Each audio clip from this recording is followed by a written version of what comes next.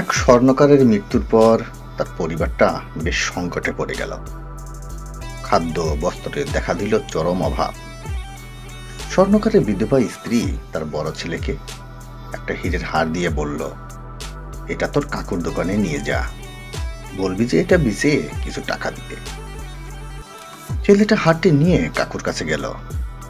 কাকু হারটা ভালো করে পরীক্ষা করে বলল, বেটা, তোমার মাকে গিয়ে বলবে যে এখন বাজার খুবই মন্দা, কয়েকদিন পর বিক্রি করলে ভালো দাম পাওয়া যাবে। কাকু কিছু টাকা ছেলেকে দিয়ে বললেন, আপাতত এটা নিয়ে যাও, কাল থেকে তুমি প্রতিদিন দোকানে আসবে। আমি কোনো একদিন ভালো খদ্দের পেলেই যেন তুমি দৌড়ে হাটটা নিয়ে আসতে পারো, তাই সারাদিন থাকবে। পরের দিন থেকে ছেলেটা রোজ দোকানে যেতে লাগলো। সারাদিন বসে থেকে কি আর করবে, তাই সোনার কাজ শেখার আগ্রহ সৃষ্টি হলো ছেলেটির।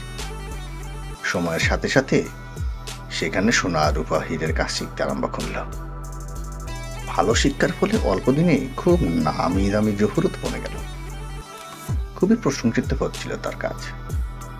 একদিন ছেলেটির কাকু বলল, তোমার মাকে গিয়ে বলবে যে এখন বাজারের অবস্থা বেশ ভালো, তাই সে তার হীরাটা যেন তোমার হাতে দিয়ে দেন। এখন এটা বিক্রি করলে বেশ ভালো দাম পাওয়া যাবে। ছেলেটা ঘরে গিয়ে মায়ের কাছ থেকে হীরাটা নিয়ে পরীক্ষা করে দেখলো যে এটা একটা নকল হীরের হার। তাই সে হীরাটা আর কাকুর কাছে নিয়ে যায়নি।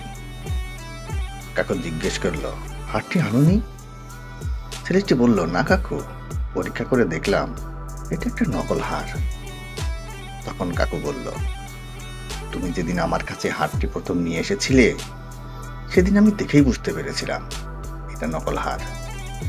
কিন্তু তখন যদি আমি তোমাকে কথাটা বলে দিতাম তাহলে তোমরা হয়তো ভাবতে যে আজ আমাদের মন্দ সময় বলে কাকু আমাদের আসল জিনিসকে নকল বলছে। আজ যখন এই ব্যাপারে তোমার পুরো জ্ঞান হয়েছে তখন তুমি নিজেই বলে দিয়েছো এটা নকল হার। আসলে এই দুনিয়াতে প্রকৃত জ্ঞান ছাড়া তুমি যা কিছুই দেখছো, যা কিছুই ভাবছো, সবই একটা হারের মতোই নকল, মিথ্যা।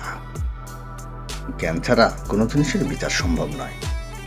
আর এই ভ্রমের শিকার হবেই অনেক সম্পর্ক নষ্ট হয়ে যায়।